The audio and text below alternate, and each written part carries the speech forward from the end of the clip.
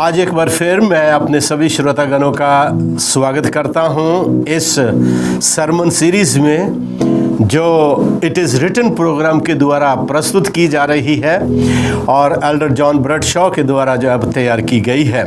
और आज का हमारा संदेश जो है वो 17वां संदेश है और इस संदेश का जो है हेडिंग है in search of the church, परमेश्वर के चर्च की तलाश में।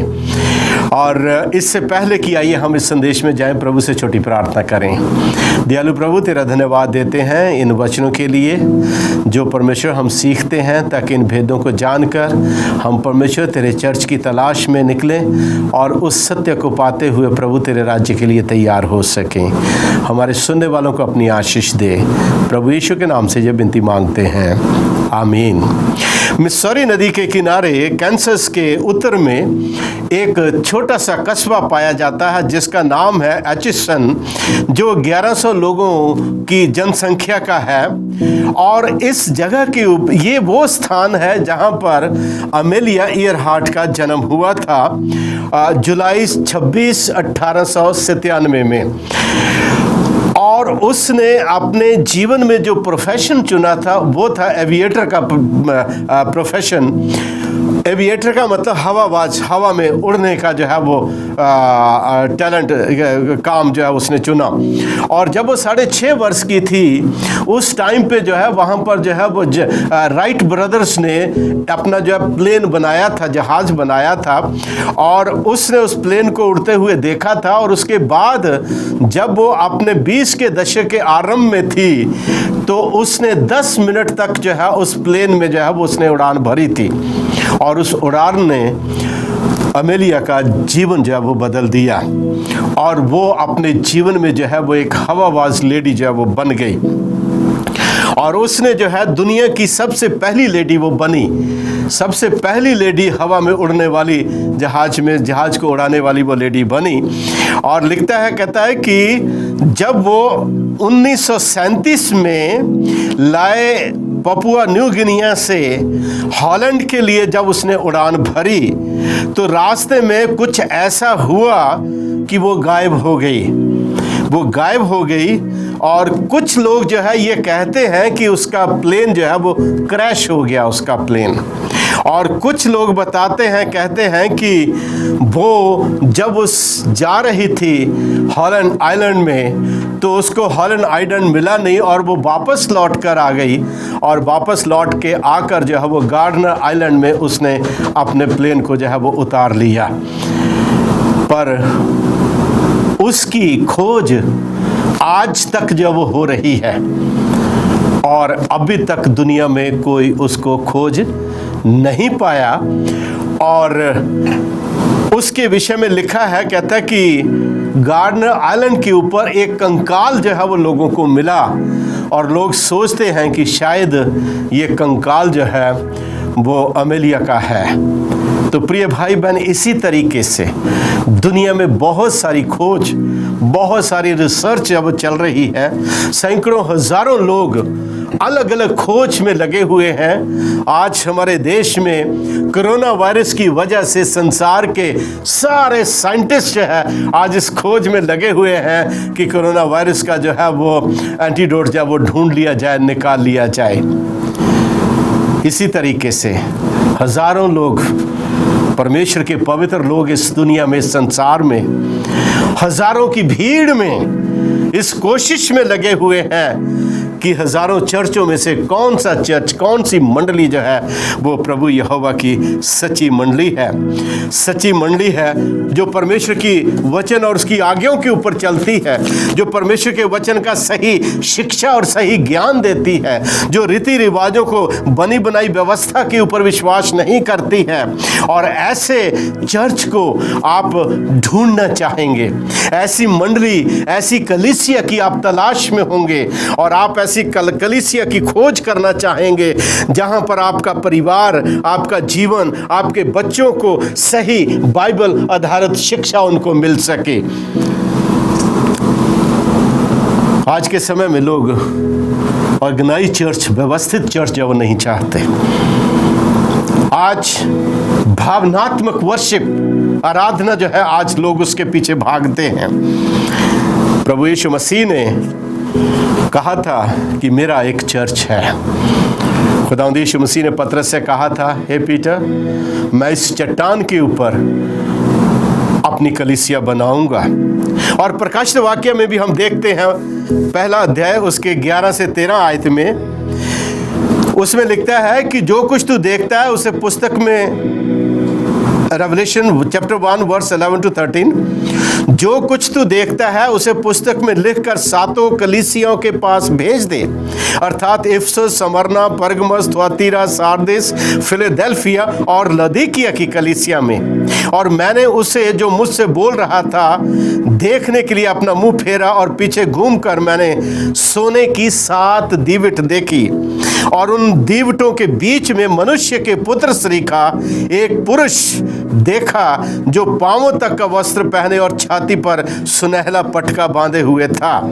तो यहां पर हम देखते हैं कि ये 7 दीवट जो है ये परमेश्वर की उन 7 कलीसियों को प्रकट करते हैं, जो परमेश्वर की उस कलीसिया की शुद्धता को, उस कलीसिया की परफेक्शन को, उसकी पवित्रता को, उसकी कंप्लीटनेस को जो है वो दिखाता है।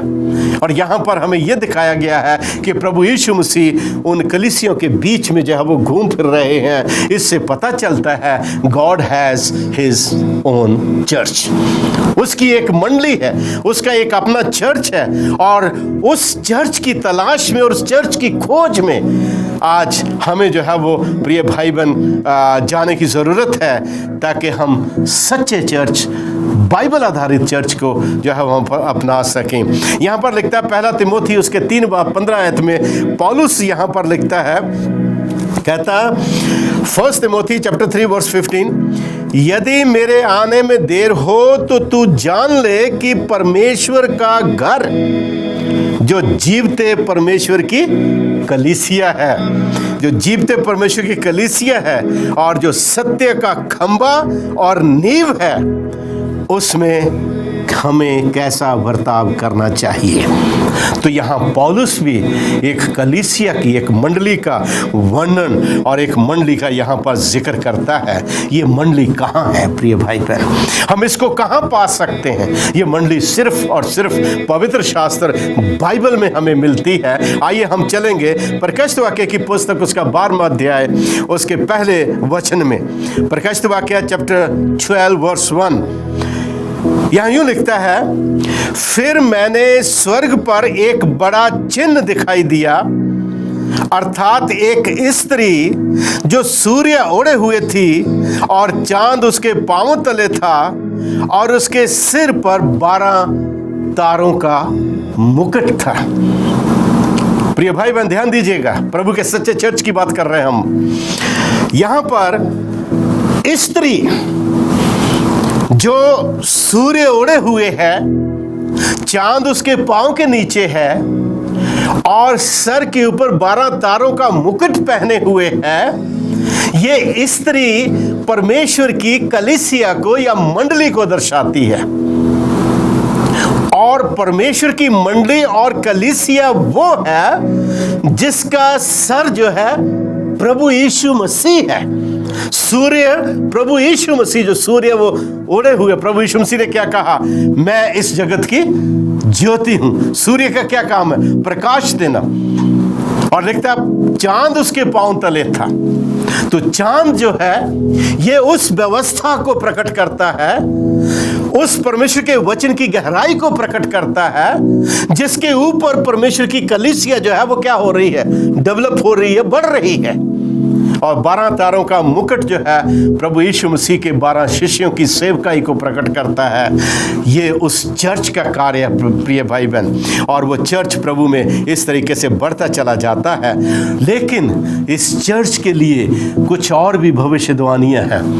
हम यदि देखेंगे प्रकाशित वाक्य 12वां अध्याय उसके 6 वचन में, तो यहाँ पर लिखता है, कहता है, और वो रेवलेशन चैप्टर 12 वर्स 6, और वो स्त्री उस जंगल को भाग गई जहां परमेश्वर की ओर से उसके लिए एक जगह तैयार की गई थी कि वहां वो 1260 दिन तक पाली जाए। लेकिन ये स्त्री जो प्रभु के चर्च को रिप्रेजेंट करती है, प्रकट करती है प्रिय भाई बहन, ये स्त्री जो है एक स्मूथ, एक अच्छा, एक क्या कहना चाहिए, एक साधारण जीवन जो है वो नहीं जी पाती है, क्योंकि इसके पीछे जो है संकट है, इसके पीछे मुसीबत है, इसके लिए संघर्ष है सच्चाई को कायम रखने का, और संसार की शक्तियां और संसार की, और प्रकाशित वाक्य उसके जो है वो 13वें अध्याय के पहले पशु की सत्ताहट के कारण ये 1260 साल तक ये स्त्री जब वो जंगल को भाग जाती है। 1260 साल 538 से लेकर 1798 तक उस पशु ने, जो प्रकाशित वाक्य 13वें अध्याय में पाया जाता है, उस पशु ने परमेश्वर की उस कलीसिया को इतना सताया कि उसका बचाना मुश्किल हो गया। तब परमेश्वर ने अपने लोगों को बचाने के लिए उनके लिए जब जंगल में जगह तैयार की, और ये परमेश्वर के चर्च, पवित्र लोग जो सत्य को मानते थे, जो झूठी विधियों की, रीति रिवाजों को मानने के लिए तैयार नहीं थे, जो उस शिक्षा को जो बाइबल की जगह से हटाकर एक फॉल्स टीचिंग जब रख दी गई थी, शिक्षा रख दी गई थी, जिन्होंने उसको नहीं माना प्रिय भाई बहन, उनमें से हजारों हजार, लाखों लाख लोग इस 1260 के साल के समय में कत्ल किए गए, कुर्बान किए गए, बलिदान किए गए अपने विश्वास और अपने सत्य के कारण, और वो जी स्त्री जंगल को भाग जाती है। लेकिन हम देखते हैं कि ये स्त्री जो है ज्यादा देर तक जंगल में नहीं रहती। इस 1260 साल के दौरान प्रिय भाई बहन, इस बाइबल की सत्यता को धूमिल कर दिया गया। इस सत्य की सच्चाई को मिट्टी में मिलाकर जो है अपने आप को धार्मिक बनाने के लिए, अपनी पूजा, अपनी अर्चना करवाने के लिए उन्होंने इसको बदल करके अपने नियम जो वो कायम कर दिए। क्योंकि दानियल की किताब 7वां अध्याय 25वें वचन में लिखता है कि वो पशु जो है वो क्या कर, छोटा सींग क्या करेगा, परमेश्वर की व्यवस्था को बदल देने की कोशिश करेगा। और उसने बदल दिया, बपतिस्मे की विधि को उसने बदल दिया। बपतिस्मा का मतलब बैप्टिज्म मीन्स डुबाना, अंदर जाना पानी के, लेकिन उन्होंने बदल करके क्या कर दिया, छींटे कर दी। आज 14 तरह के 14 types of baptisms are there in the world. कुछ पानी छिड़क देता है, कुछ माथे पे क्रॉस बना देता है, कोई सिर धो देता है, कई तरह के अलग अलग तरीके हैं। और एक तो ऐसा चर्च है जो झंडे के नीचे से निकाल देता, तो सोचते बपतिस्मा हो गया उनका। प्रिय भाई बहन, बपतिस्मे की विधि को बदल दिया, प्रभु भोज को जाओ यूकरिस्ट में बदल दिया। आत्मा की अमरता, मनुष्य के अंदर कोई ऐसी आत्मा है जो कभी मरती नहीं है। बाइबल में कोई दुनिया में आज तक साबित नहीं कर पाया कि ऐसी कोई आत्मा जो है वो है, क्योंकि पवित्र शास्त्र बाइबल स्वयं बोलता है कि जीवन प्रभु यीशु मसीह है और शरीर मिट्टी है। और जब प्रभु यीशु मसीह हमको जीवन देता है, हम जो है वो जीवित होते हैं। जब वो अपना जीवन वापस ले लेता है, हम जो मिट्टी में मिल जाते हैं। प्रभु यीशु मसीह की कन्फेशन की सेवकाई को उन्होंने अपने प्रीस्ट लोगों को, अपने पादरी लोगों को दे दिया, और खुदावंद यीशु मसीह के सुसमाचार और खुशखबरी को उन्होंने अपने तरीके से बदल करके उन्होंने जो है वो अपने फादरों तक जब सीमित कर दिया। इस तरीके से उस समय के दौरान इन नियमों को बदलने के कारण जब मंडली जब वो सह नहीं कर सकी और उनकी सत्ताहट का सामना नहीं कर सकी, उनको जो जंगल में भाग जाना पड़ा। पर यह चर्च जब वो हमेशा जंगल में नहीं रहा प्रिय भाई बहन। ये 1844 में ये चर्च फिर दोबारा वापस जब वो पिक्चर में आता है, तस्वीर में आता है प्रभु को चर्च की। और जब ये चर्च फिर दोबारा तस्वीर में आता है, तो इस चर्च की हम आज पहचान कैसे कर सकते हैं? How can we find out God's true church my dear friends? आइए हम देखें पवित्र शास्त्र बाइबल क्या लिखती है। Book of Revelation chapter 12 verse 7, प्रकाशित वाक्य 12 उसकी 17वीं आयत में 17th वर्स, उसमें लिखता है, और अजगर स्त्री पर क्रोधित हुआ और उसकी शेष संतान से जो परमेश्वर की आज्ञाओं को मानते और यीशु मसीह की गवाही देने पर स्थिर है, लड़ने को गया और वह समुद्र के बालू पर जाकर खड़ा हो गया। प्रिय भाई बहन, ये वो चर्च है परमेश्वर का जिसकी आज पहचान हमारे सामने है। वो चर्च जो है, कौन सा चर्च है? वो चर्च में दो विशेषताएं हैं। पहला, प्रभु यीशु मसीह की आज्ञाओं को मानने वाले हैं, और दूसरा जो है प्रभु यीशु मसीह की गवाही देने वाला वो चर्च है। इसी से आज पहचान होती है परमेश्वर के सच्चे चर्च की। ये वो गुण है, ये वो विशेषताएं हैं खुदावंद के चर्च की। आज लोग दुनिया में जो है बात करते हैं आज्ञा की। आज जितनी भी मंडलियां हैं, परमेश्वर की आज्ञा, प्रभु का विश्वास, प्रभु का ये करो वो करो, लेकिन जब 10 आज्ञाओं की बात आती है तो वो लोग ये कह देते हैं, अरे भाई ये इतनी ज़्यादा महत्वपूर्ण नहीं है, इतनी ज़्यादा इंपॉर्टेंट नहीं है, हमें इनको जो है इतना ज़्यादा मानने की ज़रूरत नहीं है प्रिय भाई बहन। लेकिन यहाँ पर एक और ध्यान दीजिए, ये चर्च जो है परमेश्वर की शेष संतान, उस स्त्री की शेष संतान। ये कौन सी स्त्री है? वही स्त्री जिसको 12 से 60 साल के समय में बुरी तरह से पीस डालने की कोशिश की, लेकिन वो स्त्री को तो पीस डाला, लेकिन उसकी संतान और उसके गुणों और उसके वचनों को मानने वाले लोग आज भी इस दुनिया में पाए जाते हैं, जो एक छोटे से झुंड के रूप में कहलाते हैं, अपने आप को एक छोटे से झुंड के रूप में कहलाते हैं। बाइबल में लिखता है, प्रभु यीशु मसीह कहते हैं कि जगत के अंतिम समय में परमेश्वर की शेष संतान इस दुनिया में पाई जाएगी, जो सत्य के ऊपर बनी रहेगी, जो इस बाइबल की विधियों, इसके आज्ञा और इसके व्यवस्था के ऊपर बनकर जो है एक मजबूत इस दुनिया के लिए गवाही का कार्य जो वो देख करेगी। क्या आप उन बचे हुए शेष लोगों में से एक होना चाहते हैं? यदि उनमें से एक होना चाहते हैं प्रिय भाई बहन, तो ये बहुत ज़रूरी है, ये बहुत ज़रूरी है कि आप उस छोटे झुंड को, आप उस छोटे ग्रुप को जो है वो ढूंढें और उसको पाने की कोशिश करें, उसको पहचानें। और उसकी पहचान क्या है उसकी? प्रिय भाई बहन, जो परमेश्वर की आज्ञाओं को मानते, जो 10 आज्ञाओं को मानते, जो परमेश्वर के पवित्र सब्त को मानते, और जो है वो मूर्ति पूजा नहीं करते, वो लोग हैं जो परमेश्वर के सच्चे और पवित्र लोग हैं आज भी इस दुनिया में। और यदि आप खोजने के लिए निकलेंगे, खुदावंद आपकी अगुवाई करेगा, आपको देगा उस सच्चे चर्च की। और क्या सबसे बड़ी पहचान है उस सच्चे चर्च की? आइए हम देखें book of Revelation chapter 14 verse 6, प्रकाशित वाक्य उसका 14वां अध्याय और उसकी जो है वो 6ठे वचन में यहाँ पर लिखता है, कहता है कि प्रकाशित वाक्य 14 उसकी 6 में मैं पढ़ना चाहूँगा आपके सामने। Book of Revelation chapter 14 verse 6 यहाँ लिखता है, कहता है, फिर मैंने एक और स्वर्गदूत को आकाश के बीच में उड़ते हुए देखा, जिसके पास पृथ्वी पर के रहने वालों की हर एक जाति, कुल, भाषा और लोगों को सुनाने के लिए सनातन सुसमाचार था। उसने बड़े शब्द से कहा, परमेश्वर से डरो और उसके नाम की महिमा करो, क्योंकि उसके न्याय करने का समय आ पहुंचा है।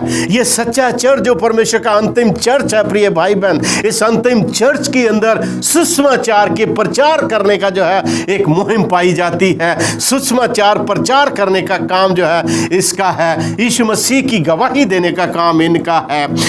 और इस सनातन सुसमाचार में क्या क्या पाया जाता है जो वो प्रचार करेगा? ध्यान दीजिएगा, सबसे पहले वो अंतिम समय, अंतिम न्याय के विषय में सुसमाचार दुनिया को सुनाएगा।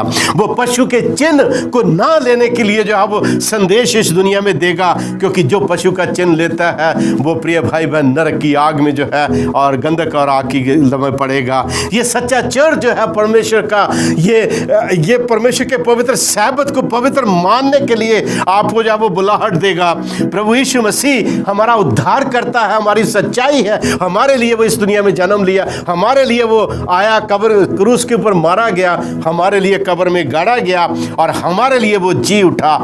ये सुसमाचार संदेश वो एक मुहिम के साथ आगे बढ़ते हुए जो है वो सच्चा चर्च वो देता है। ये क्वालिटी, ये विशेषता, ये गुण उस चर्च में जिसमें पाए जाते प्रिय भाई बहन, वही परमेश्वर का सच्चा चर्च है। चर्च सनातन सुसमाचार का प्रचार कहाँ करता है, कहाँ करना चाहिए उसको? वचन में लिखता है, हर एक भाषा, हर एक जाति, हर एक कुल और हर एक गोत्र के लिए परमेश्वर ने वो संदेश रखा फॉर एवरीवन डियर फ्रेंड्स। कोई इंसान इस दुनिया में बच नहीं सकता जिसके पास ये संदेश नहीं है। और so God church will be world wide church my dear friends. यहाँ पर हमें पता चलता है कि प्रभु का चर्च जो है वो कैसा है, विश्वव्यापी चर्च है। एक छोटी सी मंडली नहीं है, एक घर में चलने वाली मंडली नहीं है, ये पूरे संसार में पाया जाता है। और वचन में लिखता है, कहता है प्रभु के चर्च में यीशु की गवाही का वरदान होगा। प्रकाशित वाक्य 19वां अध्याय उसके 10वें वचन में क्या लिखता है ना? प्रकाशित वाक्य 19 उसकी 10वें वचन में उसमें लिखता है, कहता है कि प्रभु यीशु मसीह की गवाही भविष्यद्वाणी की क्या है? आत्मा है। जिसमें गवाही नहीं है, जिसमें सत्य नहीं है, वो चर्च परमेश्वर का चर्च नहीं है। और वो चर्च हमेशा सच्चाई का प्रचार करता है। यहाँ लिखता है, कहता है पहला कुरिन्थियों 12 बाब उसकी 28वीं आयत में मैं पढ़ना चाहूँगा आपके सामने। ये बहुत ही प्यारा वचन है। यहाँ लिखता है, और परमेश्वर ने 1 कुरिन्थियों चैप्टर 12 वर्स 28 में, और परमेश्वर ने कलीसिया में अलग अलग व्यक्ति नियुक्त किए हैं, प्रथम प्रेरित, दूसरे भविष्यद्वक्ता, तीसरे शिक्षक, और फिर सामर्थ्य के काम करने वाले, फिर चंगा करने वाले, और उपकार करने वाले, और प्रधान, और नाना प्रकार की भाषा बोलने वाले। तो हम यहाँ देखते हैं परमेश्वर अपने चर्च के अंदर वरदानों की जो है वो वरदानों की आशीष जो वो देता है। और भविष्यवाणी की आत्मा प्रचार, ये प्रिय भाई बहन कलाम में पाया जाता है इस वचन में। और परमेश्वर का धन्यवाद देते हैं कि अंतिम समय में परमेश्वर ने लिखा, यशायाह किताब में लिखता, कहता कि वो उनको चाहिए कि उस वचन के अनुसार बोलें।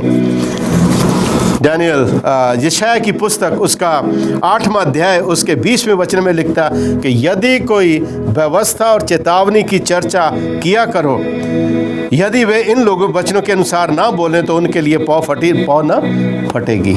सो God is great my dear friend, God church is great. जो परमेश्वर की व्यवस्था, आज्ञाओं, विधियों को मानता है, वो परमेश्वर का सच्चा चर्च है इस दुनिया में। और हमें उसमें जो है वो बढ़ना चाहिए। और इसी सच्चे चर्च की सच्चाई को जब वो कायम रखने के लिए दुनिया में जो है वो मार्टिन लूथर 1517 में खड़ा हुआ। 31 अक्टूबर 1517 में मार्टिन लूथर ने जो है कितना 95 थीसिस अगेंस्ट फॉल्स चर्च, उसने जो है वो गुटनबर्ग में जो है वो जर्मनी में उसने जो वो चर्च के सामने उसने ठोक दिए और दुनिया को उसने बता दिया कि ये सब गलत शिक्षा है। उसने स्टडी करने के बाद बताया। जॉन कैल्विन ने उस चीज़ का विरोध किया। इस तरीके से उस चर्च में से जिसने गलत शिक्षा जो वो दी, उसमें से धीरे धीरे लोग बाहर निकल के आए और उन्होंने प्रिय भाई बहनों ने सच्चाई का प्रचार किया, लेकिन वो ज़्यादा देर तक उसको कैरी ऑन नहीं कर सके और नतीजा ये निकला कि वो पीछे रहते चले गए। मार्टिन लूथर जिसने जो है इसको निकाला, आज भी उसका लूथरन चर्च उसके नाम से चर्च पाया जाता है, लेकिन वो वहीं तक अटक गए। उन्होंने आगे सत्य की खोज उन्होंने जो है वो नहीं की। सो इस तरीके से हम देखते हैं प्रिय भाई बहन, परमेश्वर का वचन उसी मूवमेंट से जो 1517 के बाद जब वो आरंभ हुई झूठी शिक्षा का विरोध करने की, उसी मूवमेंट से एक छोटा ग्रुप जो है वो सामने आया, जो ग्रुप जो है वो 1844 में पिक्चर में आया, जिसका नाम जो है आज दुनिया में सेवंथ डे एडवेंटिस्ट चर्च जिसको कहा जाता है। और वो सेवंथ डे एडवेंटिस्ट चर्च के अंदर प्रिय भाई बहन इसकी सारी क्वालिटीज़ हैं और परमेश्वर आपको बुला रहा है। प्रकाशित वाक्य उसका 18वां अध्याय उसके 4थे वचन में प्रभु कहता है, हे मेरे लोगों, उस बाबुल से बाहर आ जाओ, उस झूठी शिक्षा, उस सिस्टम से बाहर आ जाओ। कहीं ऐसा न हो कि तुम भी उसके पापों में भागीदार होकर उसकी जैसी सजा जब तुम पाओ। सो प्रिय भाई बहन, फाइंड आउट ट्रू चर्च, सच्चे चर्च की, प्रभु की सच्ची मंडली की तलाश कीजिए। आज अपनी अभिलाषाओं, अपनी इच्छाओं, अपनी ख्वाहिशों, अपनी सोच को मत इस्तेमाल कीजिए। इस परमेश्वर के वचन में आइए और सच्चे चर्च की खोज कीजिए जो परमेश्वर के वचन और सच्चाई के ऊपर आधारित है। और वही लोग हैं जिस तरीके से नूह के समय में परमेश्वर ने एक ही किश्ती के द्वारा नूह और उसके परिवार को बचाया था, उसी तरीके से परमेश्वर का एक ही चर्च है दुनिया में। और उस चर्च में अलग अलग मंडलियों में लोग हो सकते हैं प्रभु के, लेकिन परमेश्वर बचाएगा एक ही चर्च के द्वारा, वो चर्च जो इस बाइबल की सत्यता और इसकी आज्ञाओं और इसके नियमों के ऊपर आधारित है। खुदावंद आपको बरकत दे, आपकी सहायता करे, ताकि आप परमेश्वर के उस चर्च को जो है वो खोजने में लग जाएं और उस खोजते हुए उस चर्च के पीछे आएं, ताकि प्रभु आपको उस महान अपने परिवार में शामिल करके उस उद्धार के लिए तैयार कर सके जो खुदावंद यीशु मसीह ने हमको दिया है। वो बहुत जल्द आने वाला है, हमें तैयारी करनी है उसके साथ जाने के लिए। So God be with you and bless you my dear friends. मेरे प्रिय श्रोतागणों, प्रभु आपको आशीष दे। आप इन वचनों को और देखिए, ध्यान दीजिए। ये वचन बहुत अच्छे हैं, बहुत गंभीर हैं, लेकिन समय की कमी के कारण हम जो है वो पूरे तरीके से इसका विश्लेषण नहीं दे पाते। पर यदि आप और जानना चाहते हैं तो मेहरबानी करके हमारे फ़ोन नंबर जो है वो दिए जाते हैं स्क्रीन के ऊपर, आप जो है वो हमें कॉल कर सकते हैं। हम हमेशा आपकी सहायता के लिए तैयार रहेंगे। आइए प्रभु से छोटी प्रार्थना करें। दयालु प्रभु, तेरा धन्यवाद देते इन संदेशों के लिए, इस पर अपनी आशीष दे और इनको परमेश्वर हमारे सुनने वालों श्रोता गणों को समझने की बुद्धि और अपना ज्ञान दे, ताकि हम मिलकर प्रभु तेरे उस चर्च की तलाश में बढ़ते हुए परमेश्वर स्वर्गीय भवनों के लिए अपने आप को तैयार कर सकें। प्रभु यीशु के नाम से ये दुआ मांगते, सुन ग्रहण कर। आमीन आमीन।